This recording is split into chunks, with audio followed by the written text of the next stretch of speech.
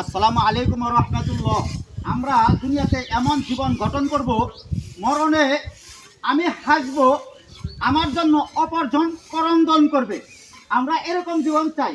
আমাদের হুজুরের নেতৃত্বে আলহামদুলিল্লাহ এত সুন্দর একটি ঈদগাহ মাঠ হতে যাচ্ছে, যেই ঈদগাহ মাঠটি নাকি আমরা পরকালে চলে যাব। এইখানে হাজার হাজার মানুষ নামাজ আদায় করবে আর আমাদের জন্য দোয়া করবে। আর সেই কাজটি হুজুরের নেতৃত্বে হতে যাচ্ছে। আলহামদুলিল্লাহ, উনি অত্যন্ত মহান ব্যক্তি। আমাদের এই অত্র এলাকার সুনাম ধন্য, শুধু আমাদের এই এলাকা নয়, সমস্ত বাংলাদেশ আমরা বলতে পারি। বিভিন্ন দূর দূরান্ত থেকে মানুষজন আসে উনার নেক দোয়ার জন্য। উনার মুখের দুটি কথা শুনতে চাই।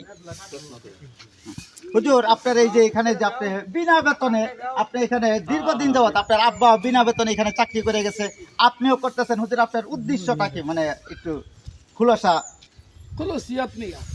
খুলুসিয়াত। আলহামদুলিল্লাহ, এক কথায় উত্তর খুলুসিয়াত। আলহামদুলিল্লাহ, আল্লাহ আপনার এই মহানুভবতা আল্লাহ কবুল করুক।